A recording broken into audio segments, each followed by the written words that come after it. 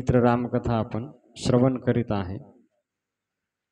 तर कालपर्यंत आपण कथा श्रवण केली 2 कांडाची। तर रामायणामध्ये किती कांड आहेत? 7 कांड आहेत। तर पहिलं कांड आहे बालकांड, त्याच्यानंतर अयोध्याकांड। आता तिसरं कांड आज आपण सुरू करणार आहे। जसं भागवतामध्ये 12 स्कंद आहेत, तसं रामायणामध्ये 7 कांड आहेत। त्याच्यापैकी 2 कांड आपली पाहिले आपण। आज तिसऱ्या कांडाला आपण सुरुवात करणार आहे। तर तिसऱ्या कांडाला सुरुवात करण्यापूर्वी गोस्वामी तुलसीदासजी सुरुवातीला शिवजीला प्रणाम करतात। शिवजीला प्रणाम करतात आणि त्याच्यानंतर हरे कृष्ण हरे राम राम राम हरे हरे। त्याच्यानंतर सीताराम लक्ष्मण जे एकत्र आहेत ते तिघांना काय करतात? प्रणाम करतात। कळलं का? सुरुवातीला शिवजीला प्रणाम करतात हे कांड सुरू करायच्या अगोदर, आणि त्याच्यानंतर सीताराम लक्ष्मण सोबत जे आहेत त्या तिघांना काय करतात? प्रणाम करतात, की ज्यांच्या संग सीता आणि राम हे मार्गाने चालायले। कळलं का? लक्ष्मणजी पुढे आहेत, म्हणजे राम पुढे आहेत, सीता माता मधात आणि लक्ष्मणजी माग। तर अशा त्या तिघांना मी काय करतो म्हणतात? प्रणाम करतात। तर शिवजी ही कथा सांगायलेत कुणाला? पार्वती मातेला। विसरू नका, विवाह झाला शिवजीचा आणि रामायण सर्व कोण सांगायले? कोणाला? तर शिवजी सांगायलेत पार्वती मातेला। कुठं? कैलासामध्ये पार्वती माता श्रवण करण्यासाठी बसलेली आहे आणि शिवजी ही रामकथा सांगत आहेत।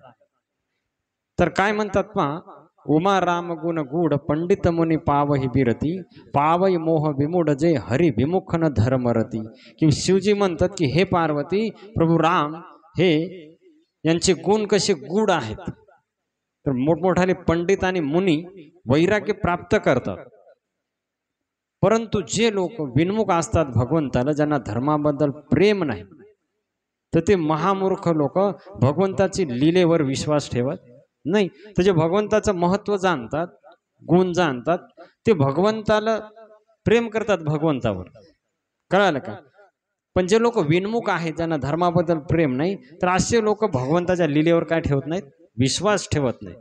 त्याच्यामध्ये पण संशय काढतात भगवंताच्या लीलेमध्ये बी। आणि बरेच असे नास्तिक लोक आहेत, तर म्हणले बा एवढा मोठा पर्वत कसा उचलल? श्रीकृष्णाने उचलला होता ना 7 दिवस 7 रात्र गोवर्धन पर्वत। तर ते त्यांच्या डोक्यानं विचार करतात की कसा उचल एवढा मोठा पर्वत? म्हणतात आपल्याला साधा तांब्या उचलत नाही, मग कृष्णानं कसा उचलला? तू आहे कोण? कृष्ण कोण आहे हे अगोदर समजून घ्यावं लागेल ना। भगवंत कोण आहेत, आपण कोण आहे हे समजून घेऊन मग आपली तुलना करायला पाहिजे। काय ना का? तर भगवंत कोण हे अगोदर कळायला पाहिजे आपल्याला। तर भगवंत ते आहेत की ऐश्वर्यस्य समग्रस्य वीर्यस्य यशस स्त्रिया ज्ञान वैराग्य युक्तेनम शनाम भग इति गण। तर पराशर ऋषी भगवंताची व्याख्या करतात की ज्याच्यामध्ये ऐश्वर्य आहे, यश आहे, संपूर्ण ज्ञान आहे, संपूर्ण बल आहे, संपूर्ण वैराग्य आहे, त्या व्यक्तीला भगवंत म्हणतात। तर हे समजून घ्यायला पाहिजे आपण। जसं ज्ञानेश्वर महाराजांनी ज्ञानेश्वरीमध्ये लिहिले, ऐका यशश्री औदार्य ज्ञान वैराग्य ऐश्वर्य हे साही गुणवर्य वसती देथ तो श्रीकृष्ण नाथ। कळलं का? की ते श्रीकृष्ण ज्याच्यामध्ये हे सर्व गुण आहेत।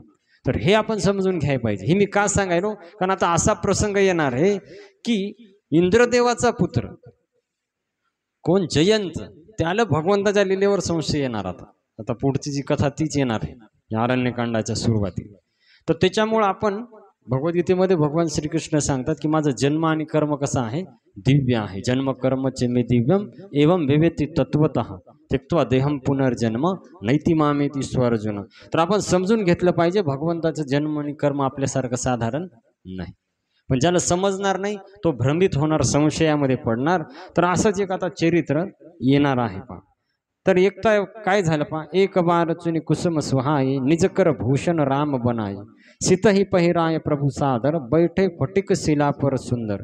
तर एक वेळेस प्रभू रामचंद्रांनी काय केलं की आपल्या हाताने स्वतः फुलं एकत्रित केले।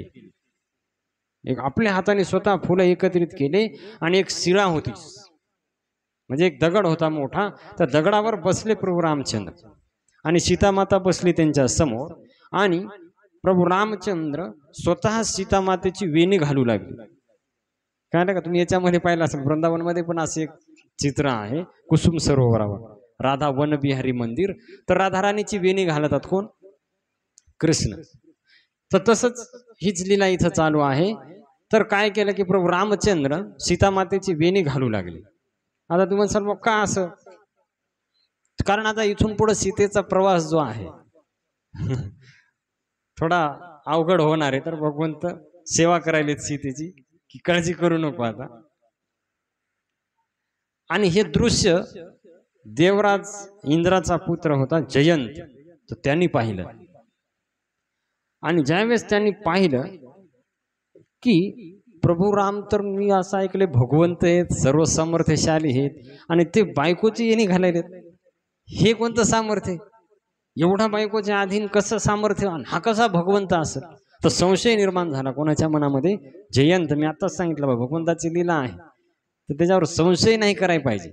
पण ज्याच्या हृदयात भक्ती नाही त्याच्या मनामध्ये काय येते? संशय येते. तर संशय आला आणि त्यांनी काय केलं की म्हणले खरंच हे भगवंत आहे का? मी आता परीक्षा पाहतो. काय पाहतो? परीक्षा पाहतो. तर जयंतनं कावळ्याचं रूप घेतलं. तर इथं तुलसीदासजी म्हणतात की जिमी पिपिलिका सागरता महामंदमती पावन चहा, की जसं म्हणले एखादी मुंगी समुद्र केवढा आहे ते पाहायला चालली, तसं म्हणे या जयंतचं कृत्य आहे की तो मूर्ख आणि मंदमती सीता चरण चोंच हती भागा मूढ मंदमती कारण कागा. तर म्हणले की तो मूढमती मंद, की काय केलं त्यानं की सीता माता जी आहे तर तिच्या चरणावर चोच मारली. आता सीतामाता पुढे बसलेली, प्रभू रामचंद्र त्यांची विणी घालत आहेत बसून, कळलं का? तर सीतामातेचे चरण असे पुढे आहेत ठेवलेले. तर त्यांनी परीक्षा पाहण्यासाठी काय केलं की सीतामातेच्या पायावर, त्या अंगठ्यावर हे काय केली? चोच मारली आणि चोच मारून तो पळून गेला. तर त्याच्यातून रक्त वाहू लागलं. तर कावळ्याची चोच फार तीक्ष्ण राहते, तर ते रक्त वाहू लागलं. तर हे प्रभू रामचंद्रांनी पाहिलं की कावळ्याने काय केले? चोच मारली. तर प्रभू रामचंद्रांनी पाहिल्याच्या नंतर लगेच काय केलं भगवंतांनी? पहा की एक गवताची काडी घेतली. कशाची? बाण नाही, गवताची काडी घेतली एक, आणि गवताची काडी घेऊन धनुष्यावर सोडून मारली. तर इथं प्रभू हे म्हणतात तुळशीदासजी की भगवंत कृपाळू आहेत, पण कोणावर? दिनावर. कृपाळू आहेत भगवंत कोणावर? अति कृपाल रघुनायक सदा दीन परज्ञ. दीनानाथ आहेत भगवंत, दीनबंधू आहेत. पण हा हे जे जयंत आहे यांनी कपट केलं. काय केलं कपट? की सीतामातेच्या चरणाला चोच मारली. तर अपराध झाला. तर मग ज्यावेळेस भगवंतांनी, ते गवताची गाडीच होती पण आता भगवंताच्या हातात आल्यामुळं तिच्यामध्ये ब्रह्मास्त्राची शक्ती प्राप्त झाली त्या काडीला. आणि मग काय झालं? प्रेरित मंत्र ब्रह्मसर धावा चला भाजी बायस भव पावा.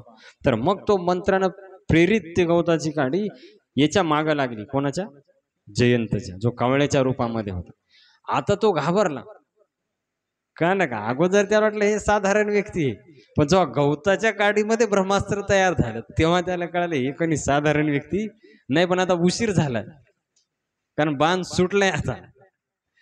आणि मग याने कावळ्याचं रूप घेतलं आणि पळायला इकडं तिकडं. तो सुरुवातीला बापापाशीच गेला, इंद्रदेवापाशी. आणि इंद्रदेवापाशी गेला आणि म्हणे तुम्हीच वाचवा म्हणले आता. तर इंद्रदेव म्हणे निघ लवकर इथून. तो अपराध कोणाचा केलाय म्हणे? तर हे भगवंताचा अपराध ज्याने केलाय. धरी निज रूप गयो पितू पायी राम विमुख राखातेही नाही. तू रामाला विमुख झाला म्हणले मी काय तुला जवळ करणार नाही, कारण नाही तर ते ब्रह्मास्त्र पूर्ण स्वर्गलोक जाळून टाक. तू लवकर इथून निघून जाय म्हणले, मी इथं थांबू नको. आता तो निराश झाला आणि भटकू लागला इकडं तिकडं. तर इथं उदाहरण द्यायला तुळशीदासजी, जसं यथाचक्र भय ऋषी दुर्वासा, तर जसं दुर्वासा ऋषी फिरू लागले चक्र मागं लागल्यामुळं, तसा हा जयंत इकडं तिकडं भटकायलाय. कोणी त्याला आसरा देईन, काय ना का. त्याच्यानंतर तो ब्रह्मलोकामध्ये गेला ब्रह्मदेवापाशी. तर ब्रह्मदेवानी पण काढून दिलं तिथून, पण इथं थांबू नको, कारण ते ब्रह्मास्त्र मागच होतं ते याच्या. त्याच्यानंतर शिवजी पाशी गेला. शिवजी म्हणले बाबा तू इथं थांबू नको, तू निघ इथून, तो अपराध केलाय म्हणजे भगवंताचा. कोणीच त्याला ठेवून घेईन, कळलं का? आणि ते सारखं त्याला मागं त्याच्याला लागला आणि जळत आहे त्याचं शरीर. तर त्यावेळेस इथं म्हणतात तुळशीदासजी, राखी कोस काही राम करो द्रोही. तर रामाचा जो द्रोह करते त्याला कोण जवळ घेणार आहे? कोणी जवळ घेणार नाही. भगवंताचा जो द्वेषी आहे. तर कागभूषुंडी ऋषी म्हणतात की हे गरुडजी, तर ज्या व्यक्तीला, अशा व्यक्तीला माता मृत्यूसारखी होती, पिता यमासारखा होते आणि अमृत विषासारखं बनते, जो रामाच्या विमुख आहे. कळालं का? मित्र त्याच्या संग शत्रूसारखे वागतात, जो रामाचा विरुख आहे. गंगा नदी त्याच्यासाठी वैतरणी नदी बनती नरकाची, जो रामाच्या काय विमुख आहे म्हणले. त्याच्यामुळं सब जगुता आहे अनल सोहिते आता, जो रघुबर विमुख सुनु भ्राता. तर जो रघुनाथाला विमुख आहे तर सर्व जग त्याच्यासाठी दुःखालय बनते. कळलं का? सर्व दुःख त्याच्यामध्ये. आणि तो भटकत आहे इकडे तिकडं, कोणी त्याला आसरा देईन. तर तेवढ्यामध्ये नारायण नारायण करत करत नारदजी जाऊ लागले. काय झालं? नारद देखा विकल जयंता, लागी दया कोमल चित्त संत. तर नारदजीनं पाहिलं की जयंत फार व्याकुळ झालेला आहे आणि फार त्रास त्याला व्हायला. तर इथं तुळशीदासजी म्हणतात की संताचं चित्त हे कसं कोमल असतं. कळलं का? फार कोमल असते. तर नारदजी गेले जवळ त्याच्या आणि म्हणे काय झालं? तर म्हणले नारदजी असं असं झाले, माझ्याकडून फार मोठा अपराध झालाय. मी सीतामातेच्या चरणावर चोच मारल्यामुळं प्रभू रामचंद्र क्रोधित झाले आणि माझ्यावर हे बाण सोडलेला आहे. तर म्हणले अरे अपराध ज्याचा केलाय त्याच्यापाशी जाय, तू कुठं फरायला म्हणले. अपराध केलाय रामाचा तर रामापाशी जाय म्हणले, दुसरीकडे जाऊन तू कसं अपराधापासून मुक्तता होईल. ज्याचा अपराध केला त्याच्यापाशी तुला जावं लागेल म्हणले. लगेच जाय आणि भगवंताला शरण जाय डायरेक्ट. तिथं तू डोकं चालू नको, डायरेक्ट चरण पकड आणि म्हणा प्रभू मी तुम्हाला शरण आलोय, तुम्ही मला आता रक्षण करा असं म्हणले. तर तू रक्षण होईल, नाही दुसरा कोणताच उपाय नाही आता, नाही तर हा तुझा मृत्यू निश्चित आहे. हे एकच उपाय आहे नारदजीनं सांगितलं. आणि मग तो एकदम भयभीत झाला आणि पळत पळत गेला आणि प्रभू रामचंद्राचे पाय धरले, चरण धरले प्रभू रामचंद्राचे आणि म्हणले की हे प्रभू त्राही त्राही दयाल रघुराई. तर माझं रक्षण करा म्हणले प्रभू, माझं रक्षण करा. तुमचं बळ माझ्या मंद बुद्धीला ओळखता आलं नाही, माझी बुद्धी मंद असल्यामुळं मला काही कळालं नाही म्हणले प्रभू. तर तुम्ही काय करा आणि त्याचं फळ आता मला मिळाले, तर आता प्रभू माझं काय करा, रक्षण करा म्हणले. मी आता तुमच्याच आश्रयाला आलो.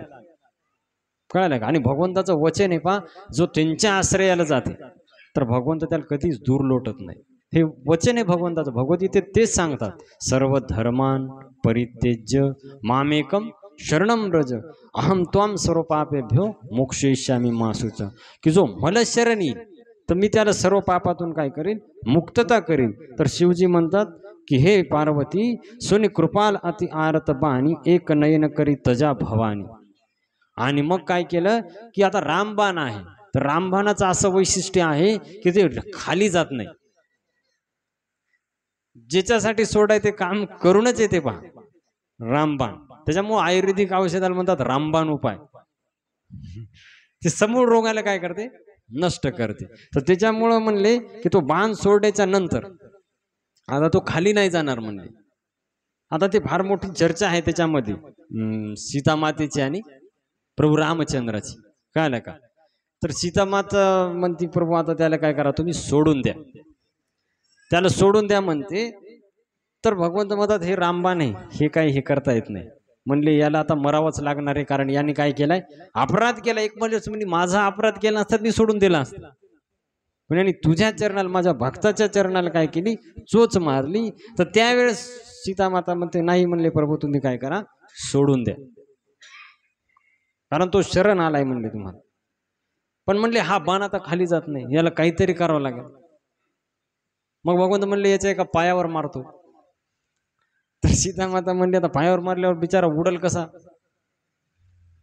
पण अपराध केला कोणाचा, सीतामातेचा, आणि वाचवायली कोण, हे पहा. त्याच्यामुळेच जे भक्त आहेत ते सीता माता, त्याच्यानंतर राधाराणी, रुक्मिणी माता, लक्ष्मी माता, तर याच्याकडे जातात, कारण ते भगवंतापेक्षा जास्त काय आहेत, कृपाळू आहेत. तर सीता माता म्हणते प्रभू ते कसं चाल, म्हणले एक पग उडवतो त्याचं. म्हणजे आता पग उडवल्यावर मग तर उडताच येणार नाही त्याला. मग म्हणले आता करू काय, हे तर सोडावं लागणार. तर म्हणले मग आता ते काय करतो त्याच्यात मानच टाकतो म्हणले उडून, काहला ठेवायचंच नाही त्याला. अपराध केलाय. नाही नाही म्हणले प्रभू असं करू नका, तो शरण आला, आता तुम्ही त्याचं काय करा, रक्षण करा. सीतामाता प्रार्थना करायली प्रभू रामचंद्राला, मारू नका म्हणले प्रभू त्याला. तर म्हणले आता कराव काय, म्हणले काय करा, आता काय करा की भगवंत म्हणले आता हे खाली तर जाणार नाही. मग म्हणले आता डोळ्यावर मारतो, कारण डोळे दोन आहेत म्हणले, कमीत कमी एका डोळ्याने दिसल, काय याला आठवण बी राहील काय कर्म केलं होतं. आणि मग प्रभू रामचंद्राने तो बाण डोळ्यावर सोडला. कोणाच्या? कावळ्याच्या एका डोळ्यावर. तेव्हापासून कावळ्याला एकच डोळा आहे, दिसताना दोन दिसतात पण एक बिनकामाचा राहत, एकाच डोळ्याने दिसते कावळ्याला, कळालं का? भगवंतांनी तो एका डोळ्यावर सोडला बाण, आणि कावळ्याला त्याला काय केलं, आंधळ एका डोळ्याने आंधळ केलं. आता अशा भरपूर लीला केल्या चित्रकूटामध्ये प्रभू रामचंद्रांनी, ज्या अमृतासारख्या गोड आहेत म्हणले. आणि मग प्रभू रामचंद्रांनी काय केलं, सीतामातेचा निरोप घेतला. म्हणजे याचा सर्व मुनी जे होते तिथले चित्रकूटावरचे, त्या सर्वांचा निरोप घेतला आणि आत्री मुनीच्या आश्रमाकडे जाऊ लागले. कारण प्रभू रामचंद्रांनी काय विचार केला, जर चित्रकूटावर राहिलो मी तर नेहमी आठवण येत राहणार, कारण सर्व लोक आले होते ना, आपण ऐकलं काल, तर प्रत्येक जण आलेले होते सर्व, तर भगवंत वाटलं पुन्हा पुन्हा आठवण येईल, मग तेच सर्व फिरत राहील डोक्यामध्ये, तर वनवास काय बरोबर होणार नाही. तर पहिल्यांदा हे ठिकाण आपल्याला काय करावं लागेल, सोडावं लागेल. आणि मग प्रभू रामचंद्रांनी चित्रकूट सोडण्याचा निर्णय घेतला. कळलं का? म्हणजे आता चित्रकूट आपल्याला सोडून जायचंय. आणि प्रभू रामचंद्र मग सीतामातेला आणि लक्ष्मणजीला घेऊन जाऊ लागले पुढं. आणि चलत चलत प्रभू रामचंद्र आत्री मुनीच्या आश्रमाजवळ आले, जे आत्री ऋषी आहे. त्यांच्या आश्रमाजवळ ज्यावेळेस गेले, तर ज्यावेळेस ऋषीला कळालं की प्रभू राम स्वतः आलेत, तर त्यांना फार आनंद झाला. आत्री मुनी भगवंताच्या स्वागतासाठी गेले धावत धावत, आणि प्रभू रामचंद्र पण त्यांच्या स्वागतासाठी, म्हणजे दोघं आले जवळजवळ. आता दोघांचे चरण पकडायले, तेवढ्यामध्ये काय केलं, दोघांनी उचलला आणि आलिंगन केलं. चरण कोणीच कोणाचे पकडले नाही. आणि लक्ष्मणजी पण आले भेटण्यासाठी. तर मग काय केलं, त्यांनी दोघांना पण लावलं हृदयाशी, आणि त्यांच्या डोळ्यातून अश्रूनच त्यांचा राम लक्ष्मणाचा काय केला, अभिषेक केला. आणि प्रभू रामचंद्राचं ते सौंदर्य पाहून आत्री मुनी फार संतुष्ट झाले, एवढं सुंदर भगवंताचं ते. मग त्यांना घेऊन त्यांच्या आश्रमामध्ये नेलं, त्यांना कंदमुळं फळं दिली. करी पूजा कही वचन सुहाय, दिय मूल फल फल प्रभू मन भाई. तर भगवंताला ती फार आवडले, कारण प्रेमानं दिले होते, कळालं का? तर त्यांना फार आनंद वाटला. आणि प्रभू रामचंद्र तिथे एक आसनावर मग विराजमान झाले, बसले, आणि मग स्तुती करू लागले. कोण? आत्री मुनी प्रभू रामचंद्राची. तर फार सुंदर स्तुती आहे पहा. नमामि भक्तवत्सलम कृपालुशील कोमलम भजामि ते पदांबुजम अकामिनाम स्वधामदम. तर भगवंताला प्रणाम करतात की हे प्रभू, तुम्ही कृपाळू आहेत, कोमल स्वभावाचे आहेत, मी तुम्हाला काय करतो, प्रणाम करतो, तुमच्या चरणाचं भजन करतो. फार सुंदर पुढे त्यांनी काय केलेली आहे, स्तुती केलेली आहे. आणि त्याच्यानंतर ज्यावेळेस स्तुती केली त्यांनी, तर हात जोडून म्हणले की हे प्रभू, माझी बुद्धी तुमचं कधीच चरण सोडू नये, कधीच. तुम्ही पहा, जेवढे शुद्ध भक्त झाले त्यांनी प्रार्थना हीच केली, तुमचा विसर पडू नये आणि तुमची भक्ती सारखी चालू राहू. याचा अर्थ तुम्हाला समजायला की काहीतरी आनंद असेल भक्तीमध्ये, त्याच्यामध्ये भक्ती सोडायला तयार नाही. पण आपलं कसं आहे की आपण भगवंताकडे भौतिक गोष्टीच मागतो, भगवंताकडे बी जातात लोक आणि भौतिक गोष्टी मागतात, काय ना का? आता भौतिक गोष्टीमध्ये जर आनंद असता तर एवढाले जे राजे लोक झाले पहिले, त्यांच्याकडे काही कमी होत्या का गोष्टी? सर्व सोडून ते वनामध्ये कशासाठी गेले? कारण त्यांना कळालं की याच्यात काहीतरी कमी आहे, आणि भजन करायला लागले. पण भजनामध्ये कळालं की त्यांना काय, गोड तुझे रूप गोड तुझे नाम देई मज प्रेम सर्व का. तर हे कळालं साधू संतांना, त्याच्यामुळे त्यांनी अशा प्रकारची मागणं मागितलं भगवंताकडे. कोणते संत हेच मागतात, भाषा अलग अलग असं, पण म्हणतात की प्रभू तुमचा विसर पडू देऊ नका. जसं तुकाराम महाराज म्हणतात, हे चिदान देगा देवा तुझा विसर न व्हावा. एक संत दुसरे आहे ते म्हणतात, हे मेरे नाथ मैं आपको भूलू नये. पा भाषा फक्त अलग आहे, अर्थ एकच आहे. एकनाथ महाराज म्हणतात, देवा माझे मन लागो तुझे चरणी संसार व्यसनी पडू नये. कळलं का? फक्त भाषा अलग दिसायली, अर्थ त्यांचा एकच आहे की भगवंताला विसरू नये. आणि मग अशी स्तुती केल्याच्या नंतर भगवंत फार प्रसन्न झाले प्रभू रामचंद्र. आणि मग सीता माता अत्रि मुनीची पत्नी जी ही अनुसया, तर अनुसया मातेपाशी बसली जाऊन आणि प्रभू रामचंद्र इकडं अत्रि मुनीपाशी. तर अलग अलग ती परंपरा आहे आपली शास्त्राची, स्त्री आणि पुरुषांनी कसं बसलं पाहिजे, अलग अलग बसलं पाहिजे. आता हे कलियुग जसं जसं वाढायले लोक विसरायलेत नियम आणि मग असे नवीन नवीन कारण दिसायलेत आपल्याला अलग अलग गोष्टी घडलेल्या. आणि जी ही आहे अनुसया माता ही महान पतिव्रता आहे, कोणी साधारण स्त्री नाही. पहा अनुसया मातेची कथा येते तर ती एवढी श्रेष्ठ होती अनुसया माता की तिच्या पतिव्रत्याची वार्ता वैकुंठापर्यंत गेली आहे पृथ्वीवर, आणि तिची वार्ता कुठे गेली, वैकुंठामध्ये. तर नारायण नारायण करत करत एकदा नारदजी गेले माता लक्ष्मीपाशी आणि म्हणले काय वर्णन करावं म्हणे अनुसया मातेच, पतिव्रता खरंच म्हणले जगामध्ये पतिव्रता म्हणले. आता लक्ष्मी माते वाटलं मौ नाव घेईल नारद तर नारदजी म्हणले की अशी पतिव्रता पृथ्वीवर हे म्हणले, आणि ती पण कळालं का तिच्यासारखी आत्ता तर मला कोणी दिसत नाही म्हणले. आता लक्ष्मी मातेच्या मनामध्ये हे निर्माण झालं खरंच अशी कसं शक्य आहे.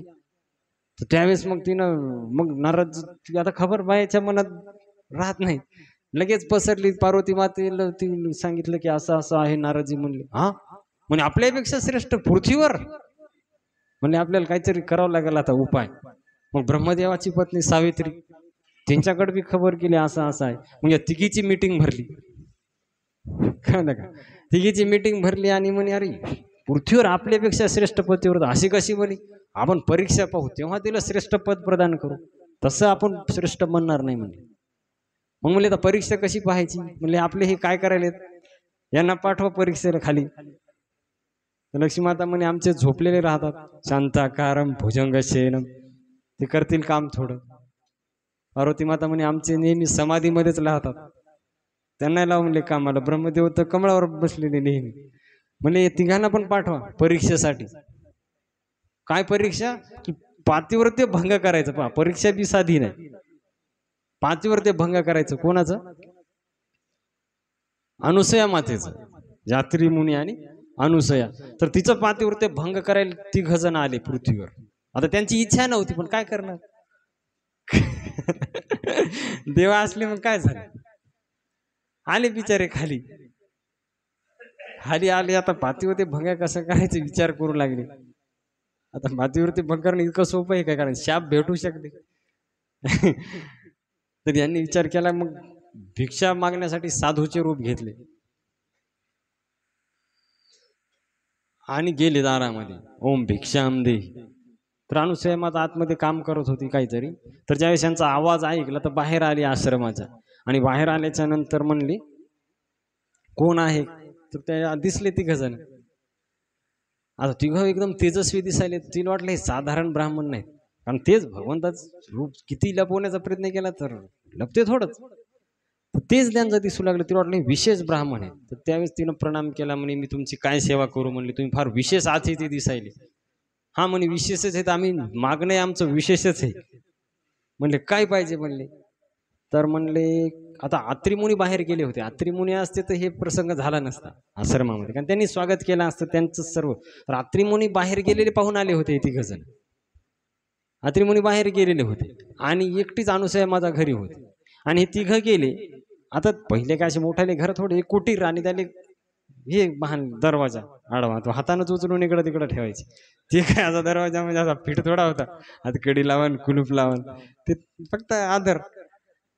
आता ज्यावेळेस ते गेले तर मग अनुसया माते म्हणले की मी काय सेवा करू म्हणले तुमची.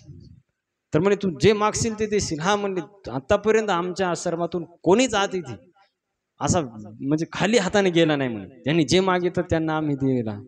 तर म्हणले मग आमची अशी मागणी हे म्हणले की तू नग्न होऊन आम्हाला भिक्षा वाढ. आता पहा परीक्षा किती कठोर, पर सोपा आहे का.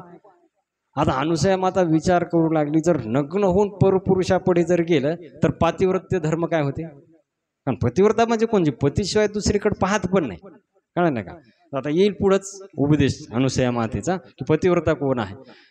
आणि जर नाही वाढवता अतिथी धर्मभ्रष्ट होते. आता पहा दोन्ही कंडिशन मध्ये धर्मभ्रष्ट व्हायला अनुसया मातेचा. आता ती विचारात पडली, आता काय करावं, पती बी घरी नाही, पतीचा सल्ला घेतला असता, काहीच कळलं नाही काय करावं. आणि मग ती प्रार्थना करू लागली मनातल्या मनात भगवंताला, की हे प्रभू, मी जर खरीच पतिव्रता असल, प्रार्थना करू लागली, मी जर खरीच पतिव्रता असल तर हे 3 जे भिक्षा मागणारे आलेत भिक्षुक, तर हे लहान बालक हो, कारण बालका पुढे गेल्यावर पतिव्रते भंग होत नाही. आता एवढी पतिव्रता होती की ब्रह्मा विष्णू महेश हे छोटाले लेकर झाले. आणि मग तिनं उचलून टाकली पाळण्यामध्ये आणि दिली झोके द्यायला. आता हे तिघी वाट पाहिल्यात. विष्णू का आले नाही, ते पार्वती माता म्हणते आमचे बी शिवजी का आले नाही. ब्रह्मदेवाची पत्नी सावित्री म्हणते आमचे ब्रह्मदेव आले. म्हणे गेले कुठे, हे परीक्षा घ्यायला गेले काय, कुठं दुसरीकडेच गेले, कुठं भटकले काय. नाराजीला तेवढ्यात नारायण नारायण करत नाराजी आली. म्हणे कुठे, म्हणे मला काय माहित नाही, तुम्ही तुमचं पहा. मला काही विचारू नका म्हणले, मला काय माहित नाही. आणि ज्यावेळेस गेले तर त्यांना कुठंच दिसनच, गेले कुठं. मग त्यावेळेस पाहिलं तर पाळण्यामध्ये 3 जण झोपलेले, बारीक बारीक छोटेसे शिवजी, छोटे विष्णू आणि छोटे ब्रह्मदेव, 3 एकच पाळण्यात टाकले आणि झोकी द्यायली. आत्री मुनी बाहेर गेलेले होते. आता हे 3 ज्यावेळेस हे केले तर आत्री मुनी म्हणले हे कोण आहेत. आत्री मुनी आले नंतर बाहेर, तर म्हणले हे 3 अतिथी आले होते, म्हणले असं असं मी म्हणले हे असे झाले म्हणे. मग आत्री मुनी दिव्य दृष्टीने पाहिलं आणि म्हणे हे साधारण नाही, देव आहेत म्हणे, त्रिमूर्ती हे ब्रह्मा विष्णू महेश. म्हणे असू दे, आता झाली रिलेकर नव्हते आपल्याला, बरे 3 एकदा झाले. आता झोके द्यायचं काम आहे म्हणे, आता चिंता नाही आपल्याला. फार खुश झाले आत्री मुनी, बा एवढे भारी लेकर भेटले आपल्याला काही न करता.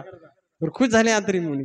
आणि इकडे यायला टेन्शन, आता येतील मग येतील, नाराजी म्हणले मला काही विचारू नका, तुमचं तुम्ही पाहून घ्या. आता यांचं वाटलं की आपण फार मोठी चूक केली म्हणे, एवढी महान पतिव्रतेचा आपण पतिव्रते भंग करायचा अपराध केला, हे फार मोठा अपराध आहे म्हणले, तर आपल्याला क्षमा मागावं लागेल जाऊन. कोणाची, अनुसया मातेची क्षमा मागावं लागेल, तर अपराध हा दूर होईल म्हणले, दुसरा उपाय नाही. कळालं का. आणि मग हे गेले 3 जणी तिथं आत्री मुनीच्या आश्रमामध्ये. तर अनुसया माता झोके देत होती लेकरायला, झोपी घालू लागली जुबात. आणि हे गेल्याच्या नंतर प्रणाम केला, म्हणे माते आमची चूक झाली म्हणले, तर तू काय कर, माफ कर म्हणले. तिघी पहा काय शक्ती पातिव्रत्य धर्मामध्ये, की लक्ष्मी माता, पार्वती माता आणि सावित्री तिघी पाया पडायल्यात कोणाच्या, अनुसया मातेच्या. तर म्हणली चूक झाली म्हणली माते, तर तू माफ कर म्हणले, आमचे पती आम्हाला दे. तर म्हणे ते पाळण्यात हे ज्याचे ते ओळखून घेऊन जा. तुम्ही फोटो पाहिला असेल, पहिले होतं, मी पाहिला होता एका जागी फोटो, ते छोटे छोटे आणि अनुसया मातेचा. तर ते आता यांना टेन्शन आलं, 3 सारखेच दिसायले, 3 सारखेच, काहीच फरक नाही तिघामध्ये. आता यायला काहीच कळत नाही, आता उचलाव, आता अवघड आहे ना, पती कसं. आता चुकून याचं त्यानं उचललं तर सगळा गोंधळ होईल, यांचंच पातिव्रते आता संकटात आलं. आता यांना वाटलं चुकून दुसऱ्याचं परपुरुषाला स्पर्श झाला म्हणजे पातिव्रते काय झालं, भंग झालं. आता यांना टेन्शन आलं की आपण परीक्षा पाहिजे तो कोणाची, अनुसया मातेची. आता अवघड प्रश्न झाला, यांच्याच पातिव्रत्यामध्ये अडचण आली. आता हे पाहिलं तर 3 सारखे एकदम सेम टू सेम, काहीच फरक जुडवा राहतात तसे ते 3 सारखेच दिसायले, काहीच कळलं नाही. मग पुन्हा गेले अनुसया मातेचे चरण धरले, म्हणे माते आम्ही तू पातिव्रते भंग कराय आलो, पण आता आमचंच भंग व्हायची वेळ आली, म्हणे कृपा करा आता काहीतरी, ते पहिले जे मूळ स्वरूपात आहे ते येऊ दे म्हणले. तर त्यावेळेस मग प्रार्थना केली तिनं, की हे प्रभू आता तुम्ही तुमच्या मूळ रूपामध्ये या. मग ब्रह्मा विष्णू महेश प्रकट झाले आणि म्हणे आम्ही प्रसन्न, हे काय मागायचं तर माग. काय का. तर त्यावेळेस म्हणले की आता जसे लेकरं होते तसेच बना आता, मग दुसरं काही लागत नाही. तर मग ब्रह्मदेवाच्या अंशाने कोण झालं माहिती आहे का नाही, माहित नाही, 3 लेकर झाले ते 3ही अंशामध्ये. तर दत्तात्रेयाच्या अंशामध्ये भगवान विष्णू, चंद्राच्या रूपामध्ये कोण माहित नाही तुम्हाला, महादेव. आणि तिसरं कोण होतं, ब्रह्मदेव आता माझ्या लक्षात येईना म्हणून तुम्हाला विचारायलो. हरे कृष्णा कृष्णा कृष्णा हरे हरे, हरे राम राम राम हरे हरे. तर एक चंद्र, त्याच्यानंतर दत्तात्रय भगवान, आणि तिसरा आता लक्षात येईना माझ्या, तर 3 झाले पा त्याच्याच दुर्वासा. का 3 शिवजीचे अंश आहे ना, दुर्वासा ऋषी. तर असे 3 पुत्र प्राप्त झाले. त्यांना आशीर्वाद दिला भगवंतांनी. कळलं का, की अशा प्रकारचे म्हणजे आमचेच रूप बनले हे असतील, आणि आशीर्वाद देऊन मग भगवंत तिथून अदृश्य झाले. अशी महान पतिव्रता होती कोण? अनुसया माता. मी का सांगितली कथा माहिती आहे तुम्हाला? कळायला पाहिजे की अनुसया माता किती महान आहे. आणि त्या अनुसया मातेच्या आश्रमामध्ये भगवंत गेलेत आता प्रभू रामचंद्र. आणि सीता माताला उपदेश करायली कोण? आता त्यांचा उपदेश किती प्रभावी असेल. कशाचा उपदेश करायली? पातिव्रत्य धर्माचा. तर एवढा सुंदर उपदेश आता ध्यान देऊन तुम्ही ऐका पा. तर त्यावेळेस मग सीता मातेला जवळ बसवलं अनुसया मातेनं, आणि काय केलं की नेहमी नवीन राहणारे वस्त्र दिले. धुवायचं काम नाही, ते कधीच मळणार नाही, कधी जुने होणार नाही, कधी त्याला म्हणजे सेंट म्हणजे वास पण येणार. किती दिव्य वस्त्र असतील ते प्रदान. त्याच्यामुळे तुम्ही पाहिलं असेल की ज्यावेळेस लंकेमध्ये आता, कारण हे पुढे सगळी अरेंजमेंट चालली माता सीतेची. पुढे आता होणार आहे ना लीला सीताहरणाची, तर अगोदर सर्व तयारी चालू आहे. तर मग तिनं ते वस्त्र दिले आणि दिव्य अलंकार दिले सीता माते. काय ना अनुसया माते ना. आणि स्त्रियाचा धर्म समजून सांगू लागली, नारीचा धर्म का आहे. तर म्हणले ऐक म्हणले सीते, मातु पिता भ्राता हितकारी, मितप्रद सब सुनु राजकुमारी, अमित दानी भरता बहेदेही, अधम सो नारी जो सेवनतेही. तर हे जर राजकुमारी ऐक म्हणले, आई वडील भाऊ हे स्त्रीचे हितकारी असतात, पण जे पती सुख देऊ शकते म्हणले ते कोणीच स्त्रीला सुख देऊ शकत नाही म्हणले. त्याच्यामुळं स्त्रीसाठी पतीच का आहे? देव आहे. अनुसया माता उपदेश करायला म्हणले. आणि स्त्रीची परीक्षा केव्हा होते म्हणले? धीरज धर्म मित्र अरुणारी, आपद काल परिखर ही चारी. तर म्हणले धैर्य धर्म मित्र आणि स्त्री या चौघांची परीक्षा संकटामध्ये होते. कोणाकोणाची? धैर्यवान किती आहे केव्हा कळल? संकट आल्यावर. का ना का मित्राची परीक्षा केव्हा होईल? संकट जेव्हा येईल तेव्हा ते धावून येते का नाही तेव्हा कळते. तसं स्त्री जेव्हा पतीवर संकट आल्याच्या नंतर स्त्री कशी राहते त्याच्यासोबत, सगळं अनुकूल असल्यावर चांगली राहते, याला काही ही म्हणजे एवढं अवघड नाही. पण जेव्हा पतीवर संकट येणार, पती संकटामध्ये आहे, त्यावेळेस स्त्री कशी राहते याच्यावर तिचा धर्म काय म्हणले ही परीक्षा होते तिची. तर त्याच्यामुळं म्हणले वृद्ध असो, पाहता ध्यान देऊन ऐका, वृद्ध रोग बस जड धन ही ना, बंध अतिर अंध बधीर क्रोधी अति दीना. जर पती म्हणजे वृद्ध असेल, म्हातारा असेल, रोगी असेल, मूर्ख असेल, निर्धन असेल, आंधळा असेल, बहिरा असेल, क्रोधी असेल, दीन असेल, असा जरी पती असेल आणि त्याचा जरी स्त्रीनं अपमान केला तर तिला नरकामध्ये जावं लागतं. रामायणामध्ये मी काय माझ्या मनाचं सांगा, ध्यान देऊन आहे का. तर काय म्हणतो तिथं अनुसया माता काय म्हणते, नारी पाव जमकुर दुःख नाना. तर त्या स्त्रीला काय होईल? नरकामध्ये दुःख भोगावं लागल जर अशा पतीचा तिनं काय केला तर अपमान केला तर. त्याच्यामुळे स्त्रीसाठी म्हणे एकच धर्म आहे, एकही धर्म एक व्रत नेमा, काय वचन मन अतिपद प्रेमा. तर पतीचे संग प्रेम करणं, पतीची सेवा करणं हेच स्त्रीचं काय आहे? परमधर्म आहे म्हणले. आणि 4 प्रकारच्या पतिव्रता असतात जगामध्ये, अनुसया माता सांगायली. तर हे वेद पुराण आणि संत असे सांगतात. तर पहिल्या प्रकारची पतिव्रता आहे म्हणले की जी फक्त आपल्या पतीलाच पुरुष मानते, बाकी जगात कोणताच पुरुष मानत नाही. ही पहिल्या प्रकारची पतिव्रता आहे जी फक्त आपल्या पतीलाच काय मानते? पुरुष मानते. त्याच्यानंतर दुसरी जी स्त्री आहे ती आपल्या पतीला तर पुरुष मानते, पण दुसरे जे पुरुष आहेत त्यांना आपला भाऊ, वडील किंवा मुलगा मानते. कळलं का? ही दुसऱ्या प्रकारची पतिव्रता आहे. त्याच्यानंतर जे तिसऱ्या प्रकारची पतिव्रता आहे तर ती धर्माचा विचार करून आणि कुळाची मर्यादा जाणून आपला बचाव करते दुसऱ्या पुरुषापासून, म्हणजे संपर्क येऊ देत नाही दुसऱ्या पुरुषाचा. कळलं का?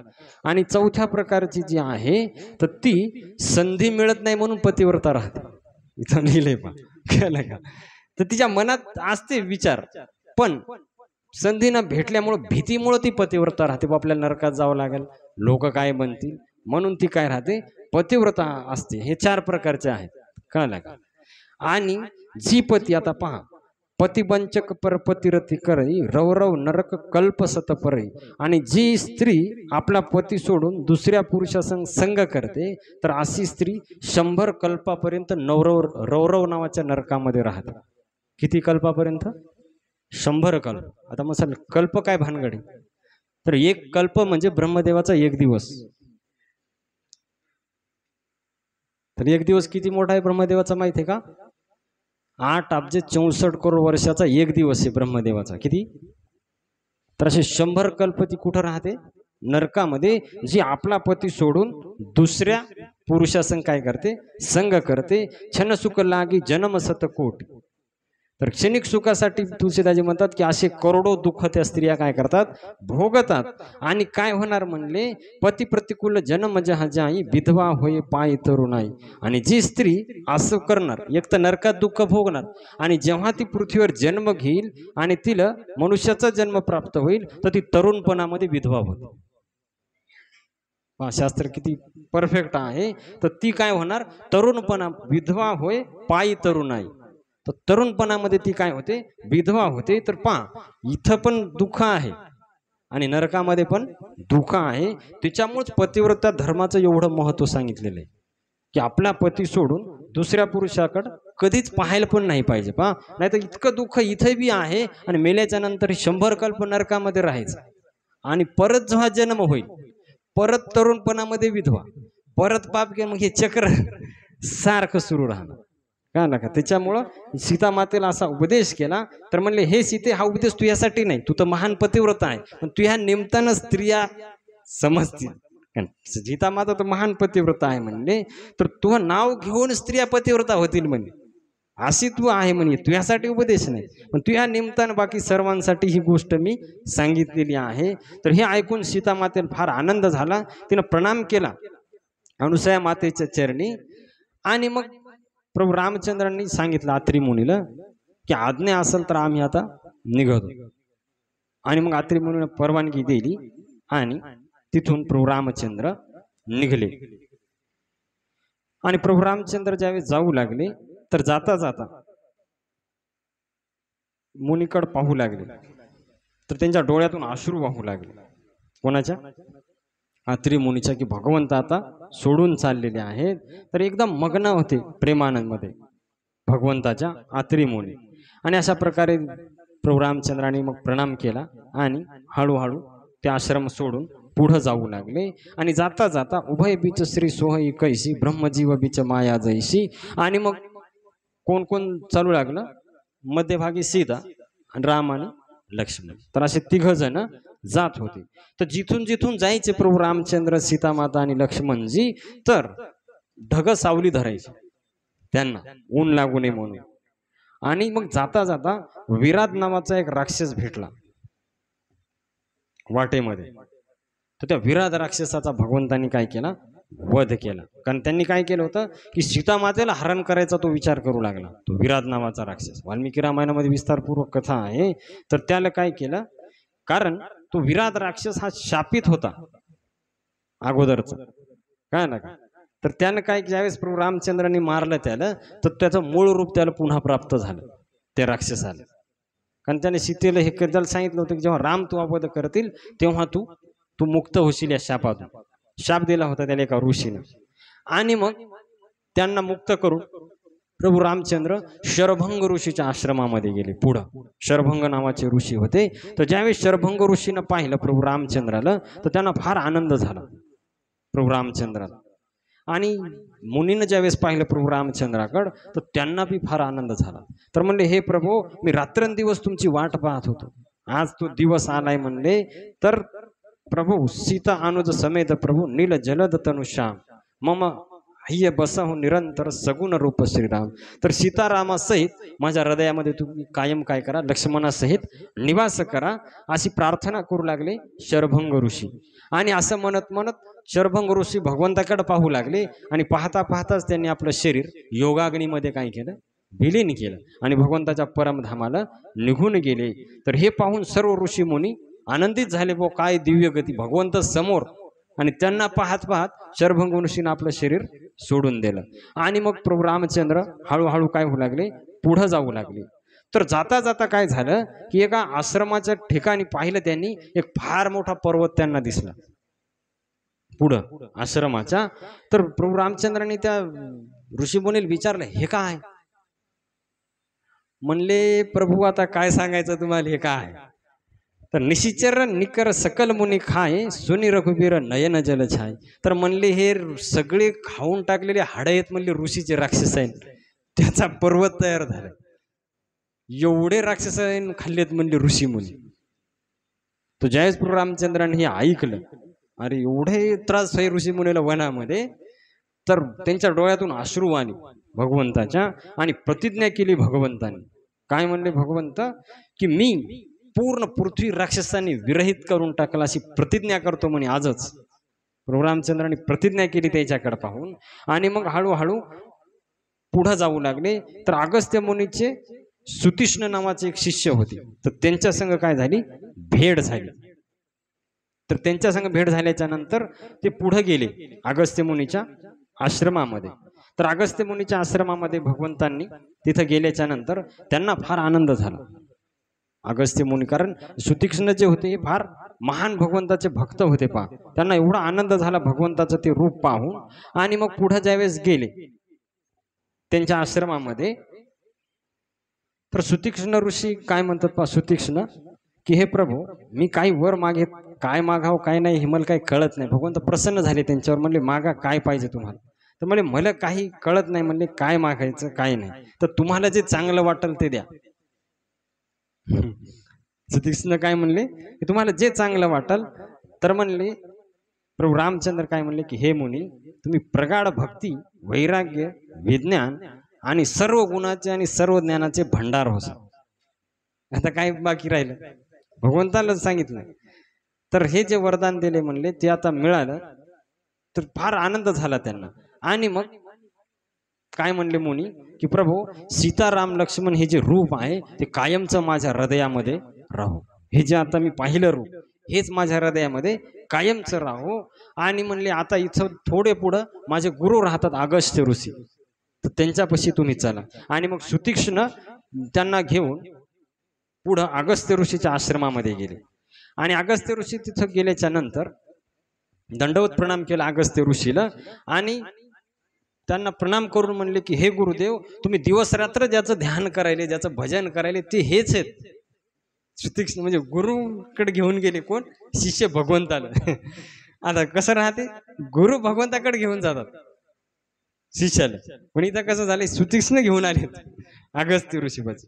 तर ज्यावेळेस अगस्त्य ऋषीनं पाहिलं तर त्यांच्या डोळ्या उघडे डोळे आणि साक्षात सीताराम लक्ष्मण पुढे पाहिल्याच्या नंतर अगस्त्य ऋषीला फार आनंद झाला. आणि त्यांनी साष्टांग दंडवत घातला भगवंताला. तर भगवंतांनी त्यांना आलिंगन केलं अगस्त्य ऋषी. तर नंतर आसनावर बसवलं प्रभू रामचंद्राला आणि म्हणले, की माझ्यासारखा भाग्यवान आता कोणी नाही. मला रामाचं काय झाले म्हणले, दर्शन झाले अगस्त्य ऋषी म्हणले. फार त्यांना आनंद झाला अगस्त्य ऋषी. तर अगस्त्य प्रभू रामचंद्रांनी सांगितलं, की हे मुनिवर, आता काहीतरी आम्हाला असं एखादं ठिकाण सांगा की जिथं आम्ही व्यवस्थित राहू. पुढे जायचंय ना, आता भगवंत प्रयाण करायला, तर पुढे जायचंय म्हणले, असं एखादं ठिकाण सांगा. तर त्यावेळेस अगस्त्य ऋषी म्हणले, की हे प्रभू, इथून पुढे एक फार सुंदर ठिकाण आहे दंडकारण्यामध्ये, काय ना का पंचवटी नावाचं. तर आपलं भाग्य आहे ते कुठे, नाशिक, आपल्या जवळच नाशिकमध्ये आहे पंचवटी. भगवंतांनी तिथं निवास केला. पहा, चित्रकूटाहून ज्यावेळेस आले तर कुठं आले, नाशिकला, पंचवटीला. तर दंडकारण्यमध्ये तिथं गौतम ऋषीचा शाप जो आहे तो दूर करा म्हणले आणि तिथंच निवास करा.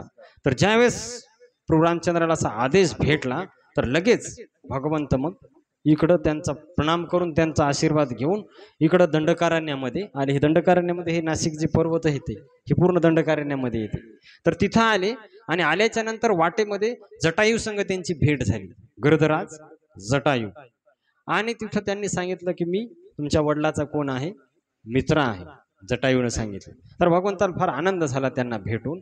आणि मग तिथं गेल्याच्या नंतर काय केलं, गोदावरी नदी आहे, जे गेले त्यांनी पाहिलं असेल पंचवटी नाशिकला, तर गोदावरी नदीमध्ये स्नान करून तिथं रामकुंड आज पण आहे, जिथं भगवंत स्नान करायचे रामकुंडामध्ये. तर तिथं ज्यावेळेस गेले भगवंत, तर मग लक्ष्मणजीनं सुंदर कुटी बनवली पंचवटीमध्ये, सुंदर कुटी बनवली आणि तिथंच भगवंत राहू लागले एकदम आनंदामध्ये पंचवटीमध्ये. आणि मग असं करत करत बरेच दिवस झाले. तर एक दिवस प्रभू रामचंद्र बसले होते आणि त्यावेळेस लक्ष्मणजी त्यांच्यापाशी गेले आणि प्रणाम केला लक्ष्मणजीला, की म्हणले हे प्रभू, की मला काही विचारायचंय, म्हणले तुम्ही सांगा. तर भक्ती काय आहे, माया काय, याचा थोडा मला उपदेश करा. तर भगवंतांनी सुंदर उपदेश केला पुढं, की भक्ती का आहे, ज्ञान का आहे, माया का आहे, वैराग्य का आहे, सर्वाचा काय केला भगवंतांनी उपदेश केला. आणि म्हणले की ही जर भक्ती माझी केली तर कसा पण जीवाचा काय होईल, उद्धार होईल, तो पापातून मुक्त होईल, असं माझ्या भक्तीचं काय आहे, सामर्थ्य हे म्हणले. आणि त्या भक्तीच्या जोरावर म्हणले सर्व जग काय होते, पवित्र होते. तर अशा प्रकारे भगवंतांनी उपदेश केल्याच्या नंतर लक्ष्मणजीला फार आनंद झाला. त्यांनी प्रणाम केला भगवंताच्या चरणावर आणि पूर्ण मग ती नीती सांगत सांगत असे बरेच दिवस गेले त्याच्यामध्ये. आणि भगवंत एकदम आनंदामध्ये राहू लागले. तर पण असे किती दिवस गेले, 13 वर्ष. कळलं का, हे सगळं रामायण 14व्या वर्षामध्ये घडले. पुढचं 13 वर्ष गेले पंचवटीमध्ये भगवंताचे आनंदामध्ये. आणि मग काय झालं, एक दिवस शूर्पणखा रावण कै बहिणी, दुष्ट हृदय दारुण जसाहिनी, पंचवटी सो गई एक बारा, देखी विकल भई जुगल कुमारा. तर शूर्पणखा नावाची एक रावणाची बहीण, तर इथं काय म्हणतात तुळशीदाची, ती नागिनी सारखी भयानक आणि दुष्ट मनाची होती. राक्षसीनच आहे ना, मग ती काही साधी थोडी असणार आहे. तर एक वेळेस ती पंचवटीमध्ये गेली, ती भटकत राहायची इकडे तिकडे, पण एक वेळेस चुकून गेली कुठं, पंचवटीमध्ये. आणि तिथं गेल्याच्या नंतर ज्यावेळेस तिनं भगवंताचं ते रूप पाहिलं, तर ती म्हणजे आकर्षित झाली भगवंताचं ते रूप पाहून. पण ती भक्तीनं आकर्षित झाली नाही, तर ती कामवासीनं आकर्षित झाली. कळलं का, तर ती आकर्षित झाली भगवंताचं ते रूप पाहून. तर इथं काक भुसुंडी म्हणतात की हे गरुडजी, की शूर्पणखे सारखी राक्षसी, जिला धर्माचं ज्ञान नाही, शास्त्राचं ज्ञान नाही आणि कशाचं ज्ञान नाही, तर अशी जी स्त्री असते म्हणे काबांध, तर ती भाऊ बाप पुत्र यांच्या बद्दलवर तिच्या मनामध्ये काय होऊ शकते, विकार उत्पन्न होऊ शकते. अशी जे राक्षसी प्रवृत्तीचे राहतात, तर ती न काय केलं मग, की जसं म्हणले सूर्यकांत म्हणे हा सूर्याला पाहिलं की पाझरते, तर असे लोक हे सुंदर रूप पाहिलं की पाझरतात म्हणले. तर ती काय केली, की सुंदर रूप धारण केलं. आता राक्षसीचं पहिलं रूप टाकून दिलं आणि सुंदर रूप तिने काय केलं, धारण केलं. आणि हसत हसत प्रभू रामचंद्रापाशी गेली. तर प्रभू रामचंद्र एका झाडाखाली तिथं बसले होते आणि ही शूर्पणखा तिथं गेली प्रभू रामचंद्रापाशी. आणि तिथं गेल्याच्या नंतर हसून भगवंताला काय म्हणते, तुम सम सुरुष नमो समनारी, यह संजोग विधी रचा बिचारी. तर काय म्हणाली ती, भगवंतापाशी गेली आणि म्हणे तुमच्यासारखा पुरुष आणि माझ्यासारखी स्त्री ही विधात्यानंच बनवलेला जोड आहे. आता पहिलीच भेट, आता डायरेक्ट जोडही झाला पा शूर्पणखा. तर विधात्यान म्हणे ही फार विचार करून आपली जोडी बनवली. कळलं का, मी तिन्ही लोक शोधले म्हणले, पण तुमच्यासारखा सुंदर पुरुष मला कुठं दिसला नाही, त्यामुळे मी आणखीन कुमारी आहे. आता हिचं लग्न झालं होतं. कळलं का, तर हिच्या पतीला रावणानंच मारलं होतं. काय ना काय, हिचा पती जो होता रावणानंच त्याचा वध केला होता. काही त्याने अपराध केला होता रावणाचा, तर रावणानं त्याला काय केलं, मारून टाकलं. आणि ही काय म्हणाली, मी आणखीन कुमारी. तर राक्षसांना खोटं बोलणं म्हणजे नॉर्मल गोष्ट असते त्यांच्यासाठी, त्यांना काय वाटत नाही.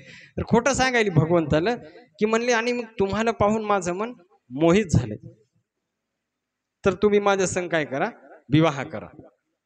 तर प्रभू रामचंद्रांनी पाहिलं की लक्ष्मणजी तिकडं धार लावू लागले बाणाला. तर धार लावू लागले तर प्रभू रामचंद्राने लक्ष्मणाकडे पाहिलं. मग शूर्पणखेने पाहिलं. म्हणले कसं हे की मी पाहाय लग्न झाले आणि माझी बायको बी संगच आहे, पण ते आहे म्हणे बिना लग्नाचं तिकडच आहे. आता मग भगवंत खोटं कसं काय बोलायले. आता जशाला तसं राहावं लागते. आता लय एकदम दुष्ट माणसा पुढे नम्रता तर ते म्हणते भेतर आहे, त्याच्या पुढे तसंच राहावं लागणार. कळालं का? तर भगवंत म्हणतात महा भाऊ बी त्याने लग्न केलं नाही म्हणे, ते एकटाच आहे, तुमच्या दोघांचा जोडा जमते म्हणे. मग लग्न झाले, मी काय दुसरं लग्न करणार. म्हणजे ठीक आहे म्हणे तिकडं. आता नेमकीच काय म्हणू लागली. ही बा राक्षसी कशी राहते. अगोदर तुमच्यासारखा पुरुष आणि माझ्यासारखी स्त्री कुठं नाही म्हणे. ब्रह्मदेवाने हा जोडा रचलाय आणि लगेच तुटलाय बी. आणि गेली कुठं लक्ष्मणजी तिथं बाण लावू लागले. तर लक्ष्मणजीनं पाहिलं तर त्यांना कळालं की भगवंताला कळाले ही कोणतरी दुष्ट ही काही हे नाही, मुद्दाम इकडे आपल्याकडे पाठवले म्हणले. तर लक्ष्मणजी काय म्हणले की म्हणले हे सुंदरी मी दास आहे म्हणे. मी कोण आहे? दास आहे. मी रामाचा दास आहे म्हणे. आणि राम अयोध्येचे राजे आहेत म्हणे, प्रभू समर्थ कौशलपूर राजा. आणि म्हणले मी दास आहे. आता जर तो माझ्या संग विवाह केला तर तुला दासी राहावं लागेल जीवनभर. तर म्हणले तुला दासी व्हायचंय का राणी व्हायचं तू ठरव. हा मी दासी नाही बनणार म्हणले, मला राणी बनायचं. मग जाय तिकडे. तिकडं जाय म्हणे. मग इथं काय म्हणे तिकडं पाहि हिचं प्रेम. लगेच गेली प्रभू रामचंद्रापाशी. तर इथं फार सुंदर उपदेश त्याने केलेला आहे की सेवक सुख चह मान भिकारी, व्यसने धन शुभ गती व्यभिचारी, लोभीज सुचह चार गुमानी, नभ दुही दूध चहत ए प्राणी. म्हणजे सेवकांनी सुखाची इच्छा करणं हे चुकीचं आहे. सेवक म्हणजे काय? सेवा करायचा त्याचा धर्म आहे. त्यांना सुखाची इच्छा नाही करायला पाहिजे. जसं भरत महाराजचं चरित्रकाल आपण ऐकलं. कुठं इच्छा म्हणजे केली का भरतानी की मला हे सुख प्राप्त हो? नाही, फक्त रामाच्या संतुष्टीसाठी कार्य. तर तसं म्हणले. आणि भिकाऱ्यांना सन्मानाची इच्छा करू नये. भिकारीचे जाणून बुजून त्याला कसे भिक्षा देऊ घ्याय पाहिजेत मुकाट्या. त्याने सन्मानानं द्यावं, हीच द्यावं, असंच द्यावं. भिकाऱ्यानं जे दिलं ते ज्ञानानं घेऊन पुढे निघाय पाहिजे. आणि व्यसनी माणसानं पैसे आपल्याकडे टिकतील याची विचार करू नये. जाणार. कळालं का? आणि व्यभिचारी व्यक्तीला शुभगती प्राप्त होत नाही. जे आपली पत्नी सोडून दुसऱ्या स्त्री संग करते, की जी स्त्री आपला पती सोडून दुसऱ्या पुरुषा संग करते, तिनं किती बी धार्मिक कार्य करू द्या, तिची शुभगती होणार नाही. स्पष्ट म्हणले पाहिजे. व्यभिचाराची शुभगती होणार नाही. आणि लोभी माणसाला कधी कीर्ती प्राप्त होणार नाही. सर्व त्याची काय करणार? निंदा करणार लोभीची. तर तसं हे सर्व आहे म्हणले. म्हणून तू जाय रामाकडे. तर ती लगेच पळत प्रभू रामचंद्रापाशी आली. म्हणले ते म्हणाले ती इकडे म्हणे ते नवीन हे लाजायला. आणि म्हणे तू एकाच याच्यात वापस आली. म्हणजे यार किती चक्र मारावं लागतात. म्हणजे जाय म्हणले, लाजू नको, तिकडे जाय. मग लग्न झाले म्हणे माझ्याकडे तू आशा करू नको, मी काय दुसरं लग्न करणार नाही. तू तिकडं जाय, ते नवीन आहे म्हणले हे करायला. ते नवीन आहे म्हणे. आणि ते कसं लहानपणापासून मला माहिती आहे त्याचा स्वभाव लाजाळू आहे लक्ष्मणाचा. तर ते हे करते म्हणे तू पुन्हा प्रयत्न कर. Try again once more. जाय म्हणले पुन्हा एकदा. आता लक्ष्मणापाशी गेल्याच्या नंतर पुढे गेली. तर तेवढ्यामध्ये लक्ष्मणाकडे जाता जाता काय झालं, म्हणजे ते चेंडू सारखं फुटबॉल मध्ये कसं इकडून तिकडं तिकडून इकडं, तसं 2-3 चक्रा झाल्याच्या नंतर काय झालं, तेवढ्यामध्ये हे काचा गोंधळ चाललाय म्हणून सीता माता बाहेर आली कुटीच्या.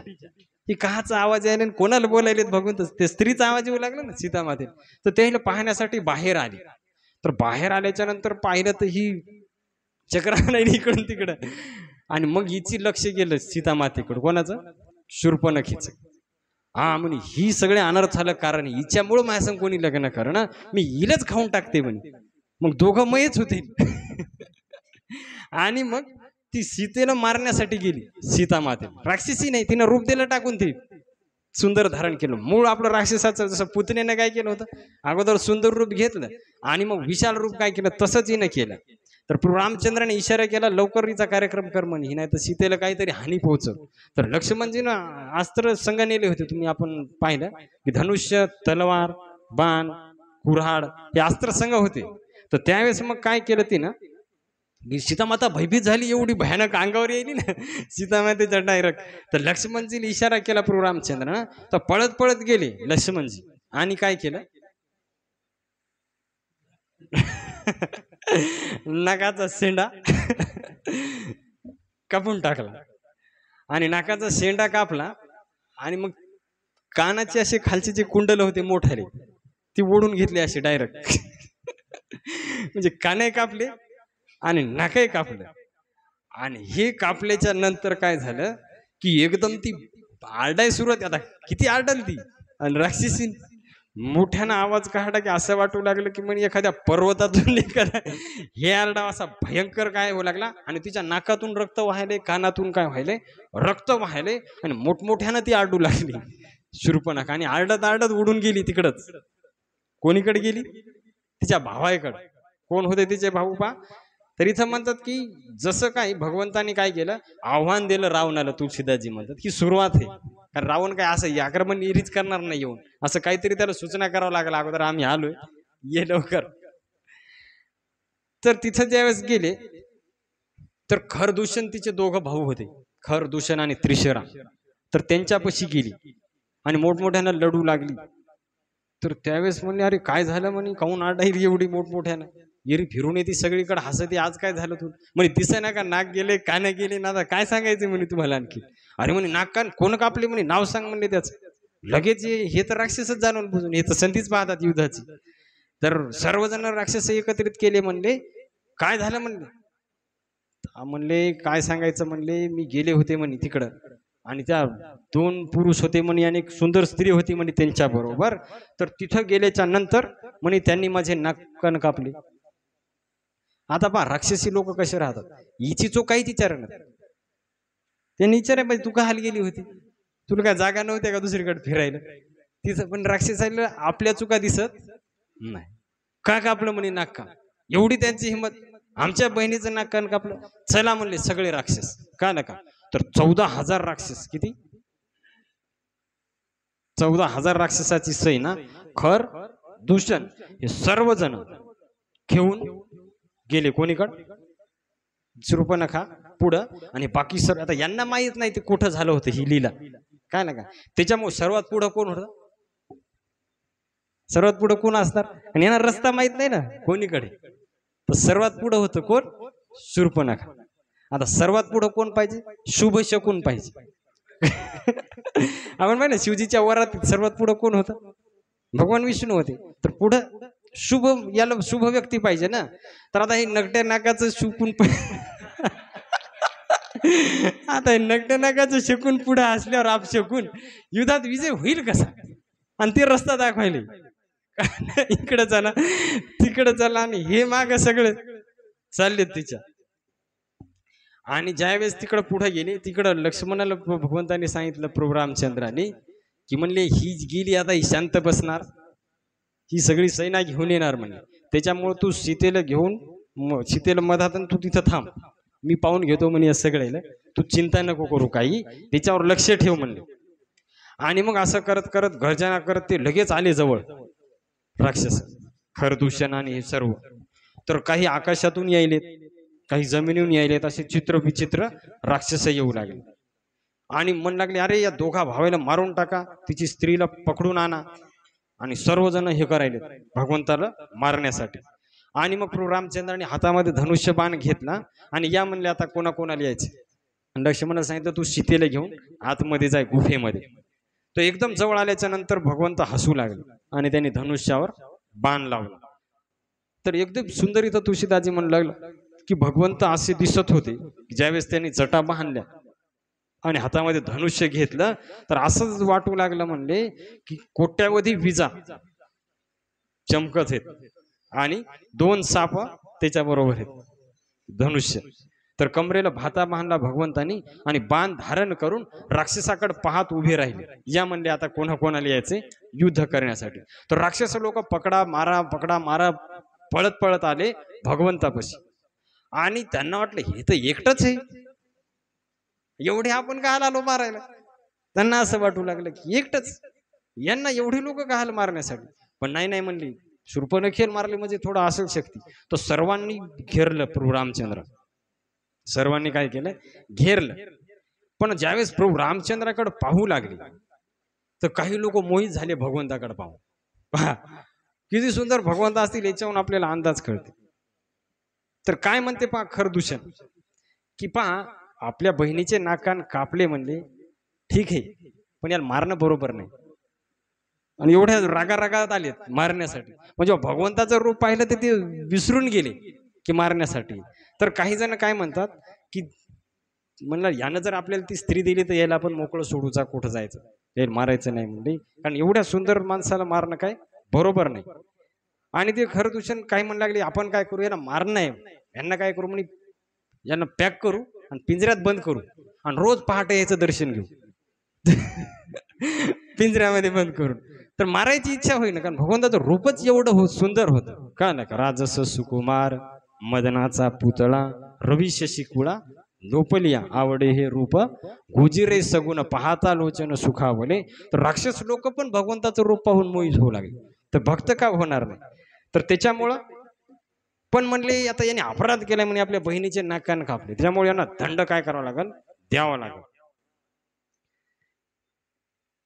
तर म्हणले की हे आता ते खरदूषण म्हणू लागले, त्यांनी निरोप सांगितला की या स्त्रीला द्या म्हणे, आम्ही तुम्हाला सोडून देऊ तो खायला, आम्ही तुम्हाला मारणार नाही. तर प्रभू रामचंद्र हसू लागले राक्षसाईकडे पाहून आणि म्हणले आम्ही क्षत्रिय आहे, म्हणजे आम्ही शिकार करत असतो, असं घेणं देणं नाही म्हणे आमच्यामध्ये, डायरेक्ट शिकार आहे म्हणले.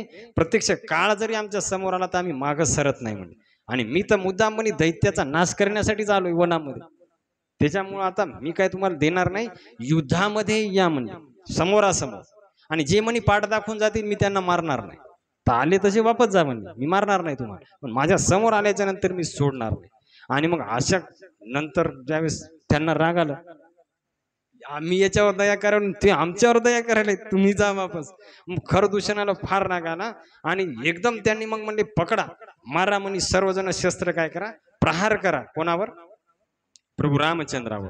आणि मग प्रभू रामचंद्राने काय केलं, पहिल्यांदा बाण नाही सोडला, फक्त धनुष्याचा टणत्कार म्हणतात त्याला, दोरी सोडून फक्त म्हणजे अशी ओढली आणि सोडली.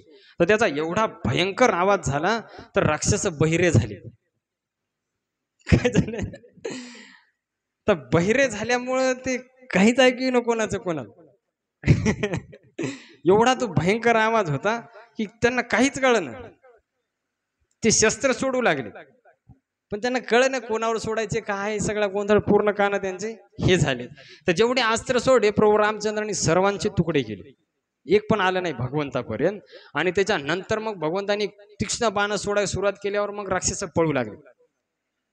मग यांना लय राग आला तिघायला, खरदूषण आणि त्रिशरा. ज्यावेळेस राक्षस पळू लागले तर म्हणले जे युद्धातून पळून जाईल त्यांना आम्ही मारून टाकणार, पळून नाही जायचं म्हणले, युद्धामध्ये इथं मरा म्हणले समोर, नाही तर जे जातील पळून त्या सर्वांना आम्ही काय करणार, मारून टाकू. तर त्यावेळेस राक्षसाने विचार केला मरायचे, तिकडं ते मारणार इकडे हे मारणार, मग इथंच लढू म्हणले, युद्ध झालं तर जगू तरी, जर आपला विजय जर झाला तर. मग सर्व राक्षसांनी काय करू लागले, बाण हे करू लागले. तर मग भगवंतांनी दिव्य बाण सोडायला सुरुवात केली आणि मग राक्षसाच्या माना काय होऊ लागल्या, एक एक एक एक अशी कापून खाली पडू लागले, फांद्या तोडल्यासारखे. तर हजारो राक्षसाचे देह खाली पडू लागले. पण ते मायावी राक्षस असल्यामुळे उठू लागले, पुन्हा मरण गेले, कळलं का, मायावी होते ना, तर हे होऊ लागले. आणि मग काय केलं त्यांनी, माया प्रकट केली राक्षसांनी. तर काहीचे असे मुंडके हवेमध्ये पळायलेत, असे काही नुसते धड पळायलेत मायावी राक्षस असल्यामुळं. तर कोल्हे आरडू लागले, भूत पिशाचे, त्यांना तर फार आनंद झाला, रक्त भेटायले, मुडके भेटायले, तर ते जमा झाले काही. तर असं विचित्र दृश्य तिथं दिसू लागलं की वेताळ वीर तर असे त्या योगिनी त्या अलग अलग ज्या आहेत त्या जमा झाल्या आणि ते मुडके जमा करायलेत, त्यांना त्याच्यामध्ये आनंद वाटायलाय. तर असं करत करत ते सर्व हे होऊ लागलं. तर भयंकर तिथं कोण काय गोंधळ चाललाय काही कळ नाही गेलं. आणि गिधाडायला तेवढी संधी सापडली, ती यायलेत मासं घेऊन चाललेत, विस्तारपूर्वक इथं वर्णन करायचं तुळशीदासजी. आणि मग असं करत करत हजारो राक्षस ज्यावेळेस हे झाले तर मग सर्वजण प्रभू रामचंद्रावर आले एकदम जवळ, खरदूषण आणि त्रिशरण, आणि मग प्रभू रामचंद्रावर वार करू लागले. आणि मग भगवंतांनी काय केलं की दिव्य बाण सोडायला सुरुवात केली. 14,000 राक्षस होते. आता देव पाहू लागले आकाशातून हे युद्ध, व एवढे राक्षस आहेत आणि भगवंत एकटेच आहेत. त्यांना काळजी वाटू लागली काय होईल आणि काय नाही. आणि मग भगवंतांनी एक दिव्य माया केली.